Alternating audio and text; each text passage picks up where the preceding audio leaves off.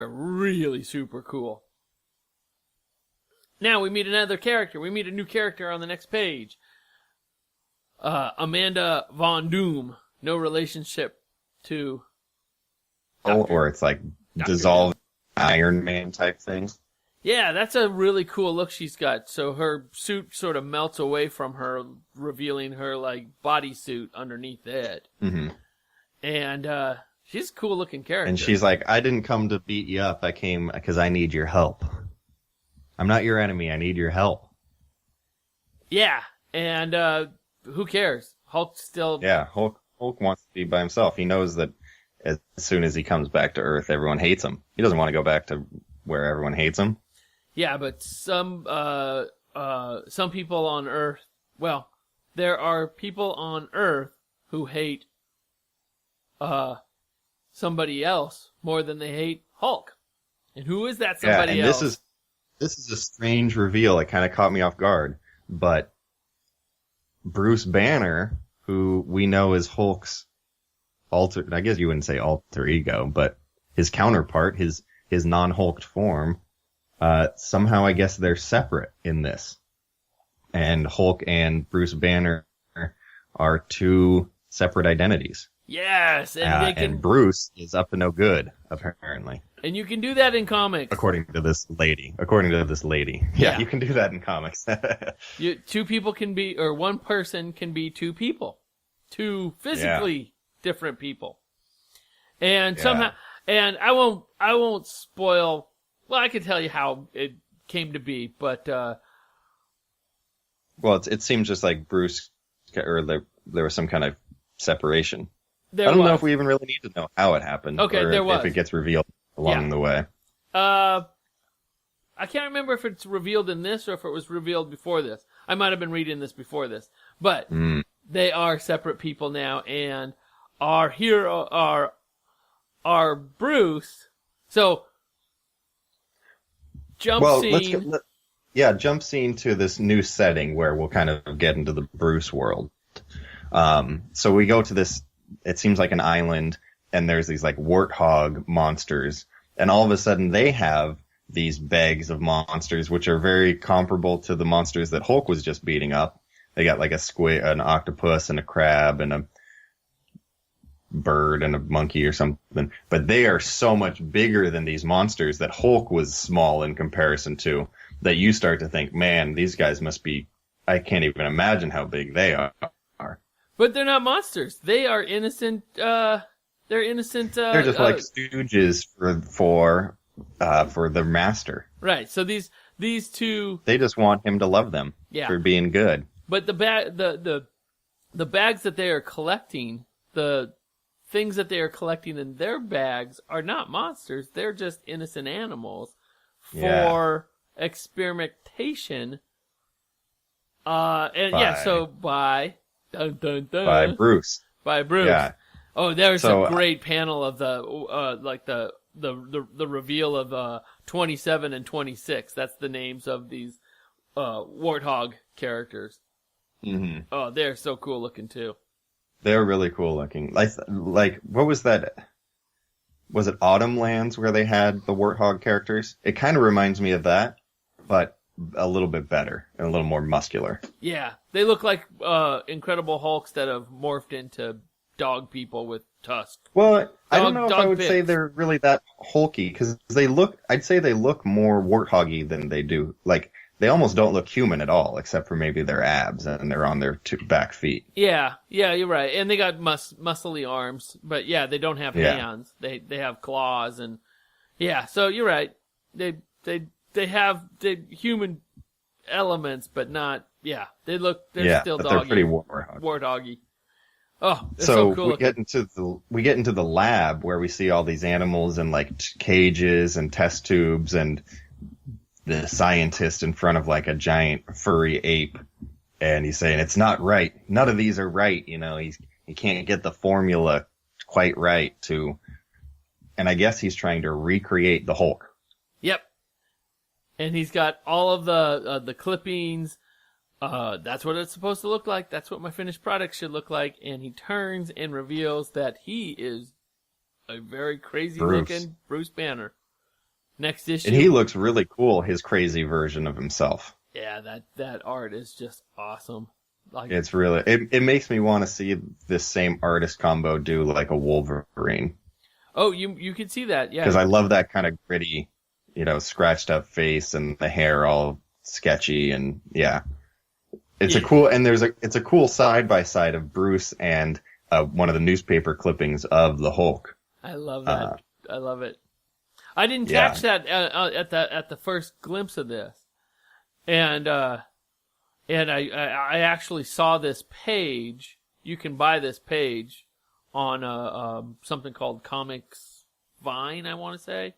Or if you go to Marc Silvestri's website, I think this page is available to purchase if you wanted to.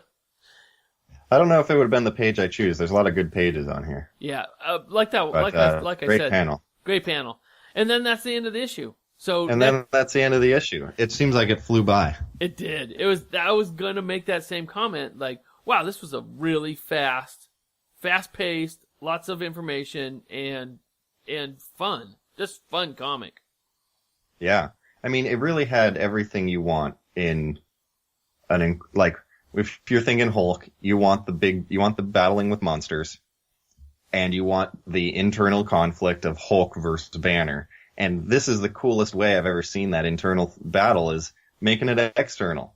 They set up the Hook as it's the Hulk versus Bruce Banner gone evil. And I think, Bruce Banner gone evil. That is the really cool thing here, because it's usually the other way around. Banner it's usually the other way around, controlling exactly. the Hulk. Banner's trying to tame the Hulk, but now we got to see the other way. Banner wants the Hulk back. Yeah. This is good. This is good comics. This is good. All right, James. So should we do our rating? Yeah, let's do the rating. But I just want to. We talked. It was like we couldn't stop talking about the art on the way through. Yeah, this is fantastic. This might be my favorite art so far. Flip the page one more go, and you'll see more Hulk. And then see that picture of the fighting a big shark, where he's fighting big green sharks. Yeah, I love that cover. That's the cover of it's issue a big, 2. great white sharks. Oh, good one. Yeah, I love that. Yeah, cover. and it even shows like Hulk of Arabia in issues 42 and 43, where he's like a red Hulk. Yeah, that's more of these spin-offs. Different. Yeah, spin-off thing. Cool. All right. Well, Larry, I'm curious what you ranked it. I haven't put it together yet, but I think I'm gonna put it at 5. You think you're gonna put it at 5? And I don't know what I'm bumping out, but I think 5's a good number for this. I had some serious debate because we've had so many great comics this season, and I know I got to lead with the art. If it doesn't have good enough art, it can't be a top contender. And this art blew me away. It was exactly perfect for Hulk. The plot was perfect for Hulk. It flew by. The characters were great.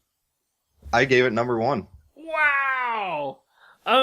Jumping ahead of Richard Stark's Parker. Wow, that is... Volume 3, the score. That is nuts.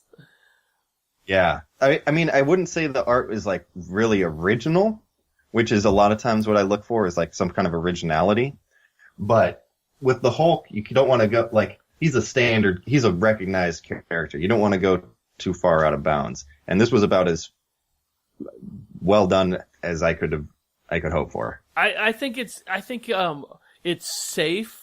Like, yeah, when you said not going out of bounds. It's a little bit, yeah, it's not going out of bounds, but it's got enough twist to it in the plot of this kind of new way of doing the internal conflict that it really excited me. Yeah. And the thing I can compare it to most, maybe, is another Jason Aaron project, which we did last season, Thor God Butcher, which was a top 10 comic for me. The Thor art wasn't quite as good as this one, or else it probably would have been higher up. But just like a new way of having your well-known characters flipped on their heads a little bit. And Jason Aaron knows how to get it done. Yes, he does. Very cool. Yes. Well, I think I gave it a high rating too. So there you go. What are we at? About 11 comics this season? So I think we got 12. 12 comics, yeah. So he cracked my top 10. All right. All right, what do we got on the docket, Larry? Next week, this this just came out on Comixology Unlimited. So if you're a subscriber, good for you. And if you're a subscriber to Comixology Unlimited and you like My Pretty Pony, holy cow, they've dropped every issue of My Little Pony. My Little Pony. So much Pony. My Little Pony that, I mean, I was stunned at, like, page after page of My Little... Yeah, how deep that goes. But we're not going to read My Little Pony. This came out... Oh, okay. This came out this week. It's B.P.R.D, and don't ask me what B.P.R.D stands for, because I used to remember, and I can't remember now, but I will. It'll come to me. But this is the one that started it all. This is Plague of Frogs. And you'll recognize all these characters from the Hellboy universe.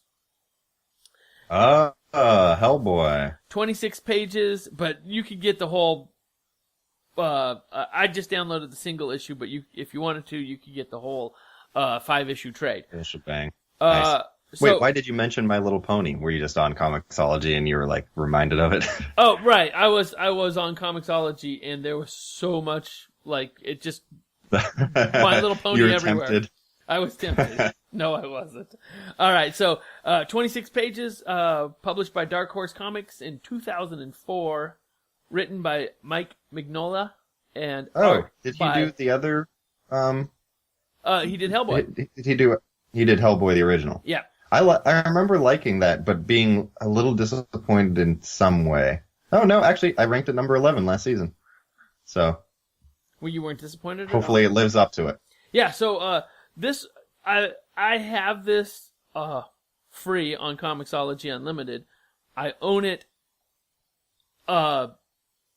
Physically, but I've never read it. Oh wow! So I'm going into this blind, be a first for both of us. But I know that this stuff is big doing. So next week we're gonna have some fun with B.P.R.D. Plague of Frogs. James, you want to take us out of here? Cheers. Cheers. I didn't even get the music started, man. Oh, it's a short one. Cheers. Cheers, Larry. All right, cheers, what do you got? Ladies and gentlemen. What do you got planned for this weekend, James? You're gonna travel the countryside, go to a rugby match? I think I might go to Hamner Springs. I'm gonna Google it. It's like a hot springs. Oh man. Yeah, so you go swim in the pool and watch the stars, and it'll be nice and warm in my winter weather. Well, you got us all jealous now. Oh, well, thanks. All right, James. Take it easy, and we'll see you next week. All right, see you next week, Larry. Cheers.